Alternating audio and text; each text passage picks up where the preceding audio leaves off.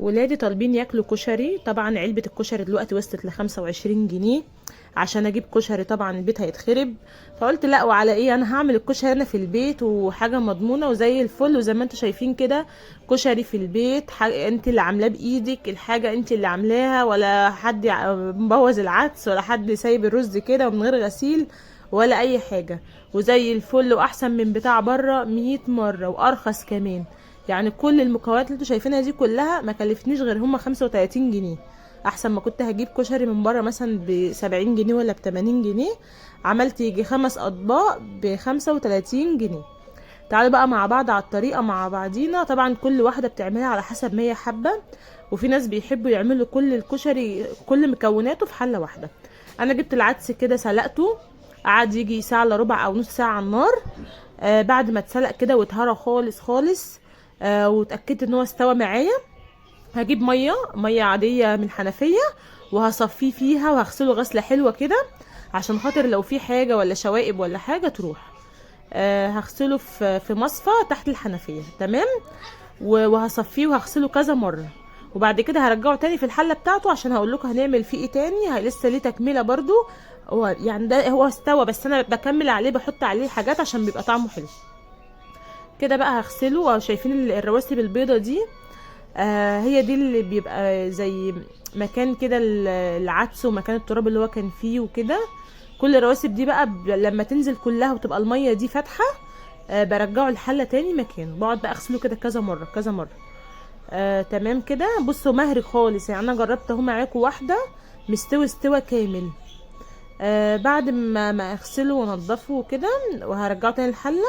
هخش بقى على البصل. انا قطعت البصل جوليان كده شرايح. حطيت عليه شوية دقيق بس، يعني هو البصل ودقيق فقط لا غير. ده البصل اللي هو المقرمش زي بتاع المحلات بالظبط. بس انت بقى هي التكه اللي انت هتعمليها ان انت تفصصي البصل عشان يبقى كل حاجه لوحدها. تمام كده. انا بفتحه كده مع نفسي كده لغايه اما افتحه كله. وبعد كده ايه، اسخن الزيت واحطه في الزيت غزير. طيب كده بقى ضربت شفشق الطماطم وهحطها في الحله كده مع نفسها من غير اي حاجه. ولما تقرب على اللي هي خلاص قربت تعمل صلصه، هحط لها نص معلقه سكر صغيره. وهحط لها مرقه وهحط لها ملح وبابريكا. طيب كده بقى الزيت قدح معايا جامد. بصوا حتى اول ما حطيت البصل بقى بيغلي. لازم الزيت يبقى سخن جامد عشان خاطر البصل ما يطراش كده معايا يبقى مقرمش. وبحط البصل ما بحطش كميه كبيره كده. هي الطماطم بقت بتغلي معايا. والبصل ده كده خلاص اتحمص معايا. كل بقى مره احط حطه. يعني ما بحطش كله عشان ابقى واحده واحده معاه عشان خاطر ايه يديني نتيجه كويسه. بصفيه طبعا كويس من الزيت. لان لما بتصفيه بيقرمش اكتر في الطبق.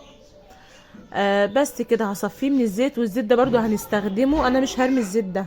فانت لما تحطي زيت غزير، يعني لما تحطي زيت زياده يعني بكتير، انت مش هترميه. هتاخديه وهنحطه على باقي الحاجات عشان يطعم الاكل معانا.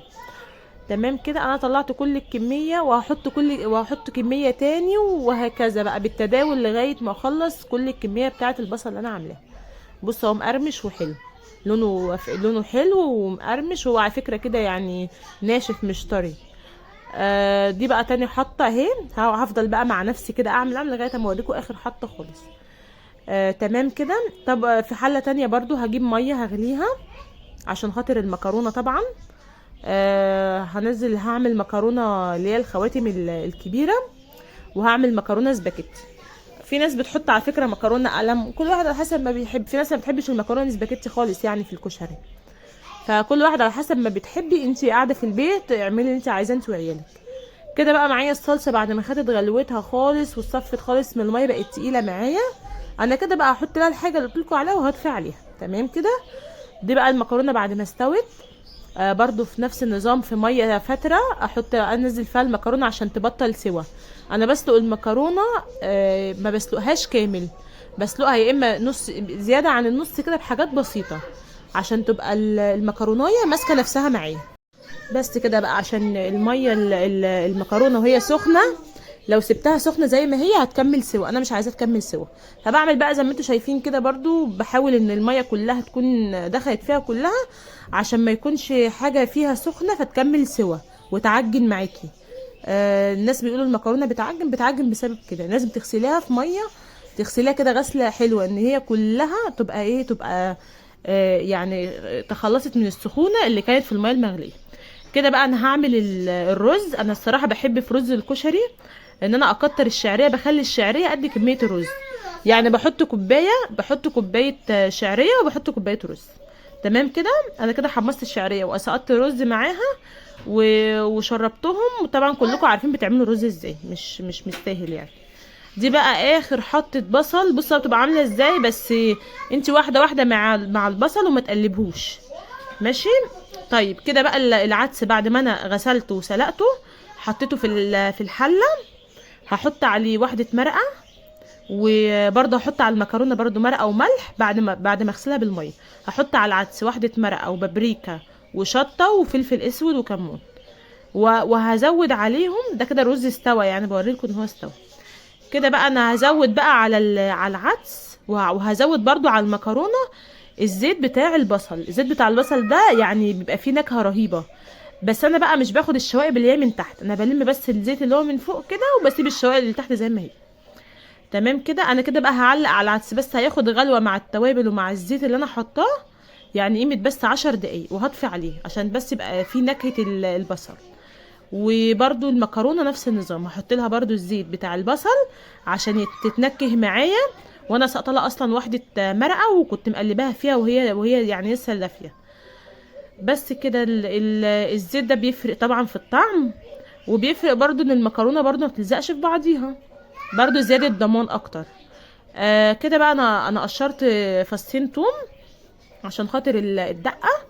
عملتهم كده في شويه زيت برضو من زيت البصل، وزودت عليه شويه زيت عاديين. ماشي. انا كده قلبت الثوم وحمصه. بعد ما حمصه بقى انا كده عملت ايه، ربع كوبايه ليمون وربع كوبايه خل، كده عملوا لي نص كوبايه.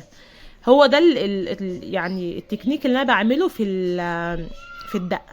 ربع ليمون وربع خل، بيبقى نص كوبايه كله على بعضه، والنص كوبايه التاني بيبقى ميه. تمام كده. يعني هي كوبايه عندي الدقه بتبقى كوبايه، ربع ليمون وربع خل ونص ميه. تمام كده. الاول بنزل بالليمون والخل عشان خاطر يندمجوا مع بعض، وبعد كده بنزل بنص كوبايه الميه وراهم بعد يعني ما ياخدوا كده، اول ما ياخدوا غلوه كده من الجناب عشان ما يمرروش، مش بغليهم كتير بس، ونص كوبايه ميه. حلو كده. خلاص كده انا خلصت كل حاجه معاكم، وهغرف بقى وهوريكم الشكل بقى النهائي. الاول بغرف المكرونه. انا معرفش انتوا بترصوها ازاي، في ناس بتحط رز الاول بعد كده مكرونه، انا الحاجات دي صراحه ما بدققش فيها. بس كده. ويا رب تكونوا اتبسطتوا من الفيديو. يا رب تكونوا استفدتوا في خطوات كده ساعات الواحد بينساها، احنا بنفكر بعض بيها واحنا مع بعضينا. عايزاكم تحطوا لي لايك لو نسيتوا تحطوا اللايك، وتشيروا الفيديو لاصحابكم. ولو ما كنتوش مشتركين في القناه اشتركوا في القناه. وانا عايزه لايك للكشري المصري يا جماعه، عايزاكم تحيوا الكشري المصري.